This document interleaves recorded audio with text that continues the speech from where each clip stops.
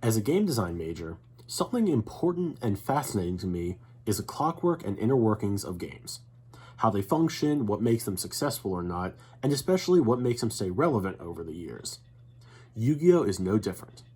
In this series, I aim to give both myself and you all a better understanding of this mystifying TCG.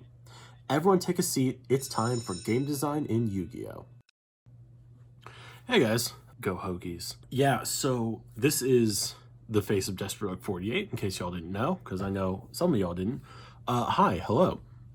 So, in this series, I am going to kind of take concepts and principles and just different things that go into the whole game design process, and I'm going to kind of apply them to Yu-Gi-Oh! And not necessarily like take apart the game just from a design standpoint, but more of just kind of like break it down and more just analyze the TCG. Before we get into all of that, and just like the first episode, I am not an actual game designer. I am just a game design student.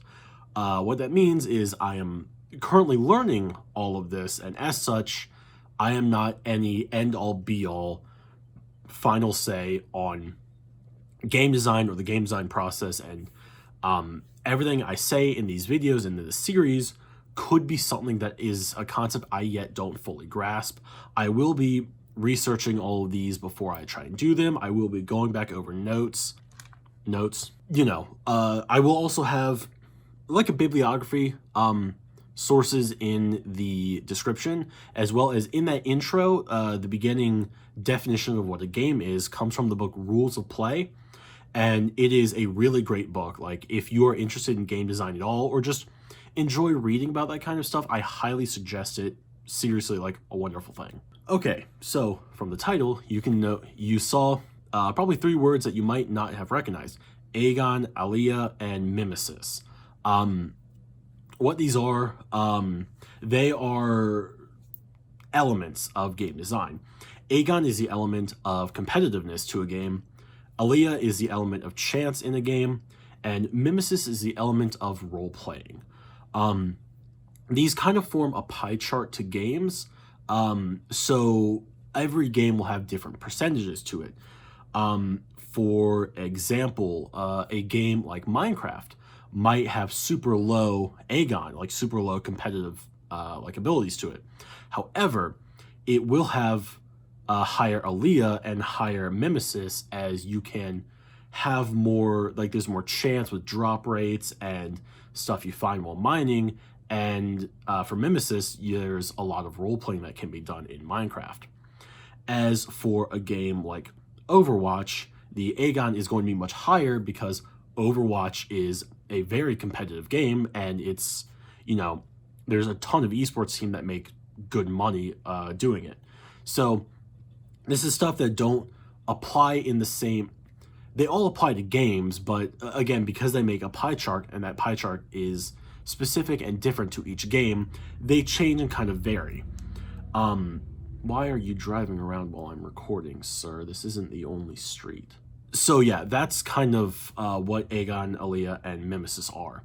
Now, how do these apply to Yu-Gi-Oh? Well, they should be fairly easy here. So Agon is the element of competition. We have locals. We technically have locals. But yeah, the Agon, the element of competition, for Yu-Gi-Oh would be locals. It would be regionals, YCS, Pro Play, World Championship. Getting together, even getting together with friends and just being like, hey, there's no prize, but let's see who can win the most. That would be kind of a level of Agon here. For Alea, it's the element of chance.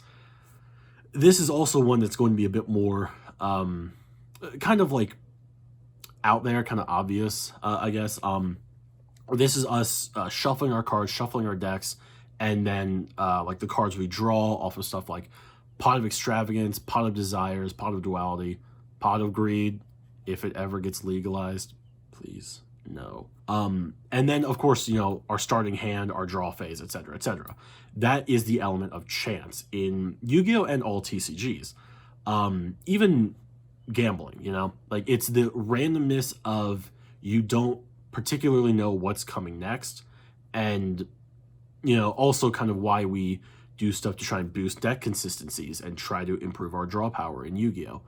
Hence why we have stuff like Pot of Extravagance and Pot of Desires, So Alea in Yu-Gi-Oh!, at least from, again, my understanding as a game design student and not my, like, word is law set in stone, like my understanding, the Alea would be that draw power, that, drawing a card. It's essentially, it's the heart of the cards. Mimesis is the element of role-playing in a game. This is a little weird when being taken over to Yu-Gi-Oh! And it's why on that Yu-Gi-Oh! Pie chart, I believe it would be somewhere around 5-ish%, kind of. Anywhere like single-digit percentages, 10% at most. And in Yu-Gi-Oh!, I would see that as more of people who make like character decks. My friend TCG Cardcast, he does a lot of character decks. Link in description, along with some other friends of mine. And then there's also people who do try and duel as these characters. I'm friends with someone who is doing Rocket Sealed only on the Duelist Amino, and when we duel, they kind of try and go for very like Revolver and like anime-esque strategies and combos and stuff. And because the Rocket deck is a very like, or Dragon Link is a very like competitively viable deck, they're pretty good too. But the element of role playing, the mimesis of Yu-Gi-Oh! Would be character decks, people who just try and duel as these characters, and then more on the like cosplay side of it, but people who actually dress up as these characters. That's what it'd be. That is again just Agon, Alea, and Mimesis of game design, and then how it applies to Yu-Gi-Oh! And then just quick rundown. Agon is the element of competitiveness, level of competition in games. Alea is the element of chance in games, and Mimesis is the element of role-playing. I'm going to have a pie chart here somewhere. I might just put it over my face and make myself look like an idiot. I don't know yet. And it's going to be my personal breakdown of these as applied to Yu-Gi-Oh! You might completely disagree. That's perfectly fine. And again, this is coming from a student, not a full game designer with like powers and everything. So this is just my personal breakdown, as well as, my own take and look and analysis of these three elements as applied to Yu-Gi-Oh! Let me know what y'all think. This is a series I've been very excited to make. It's a series that I think is important in a sense. I think that the better you can understand the game, the better you know the like dynamics and just kind of how the game works on the inside, I think the better you will inherently become. Kind of like how we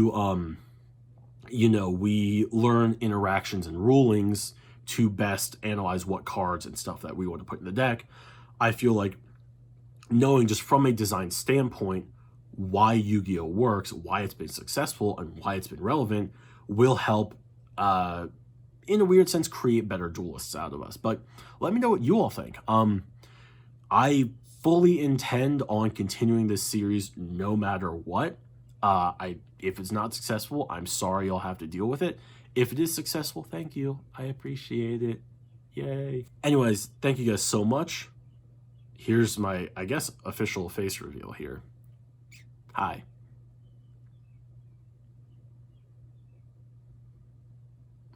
Again, thank you guys so much for watching. Please like, if you're enjoying the content, subscribe, or if you want to follow along, or if you want to follow along with the series and just kind of help like learn with me a bit more about game design, subscribe, hit that notification button. Let's start getting this channel rolling. But thank you guys so much. This is Desperate 48. I will see you all next time.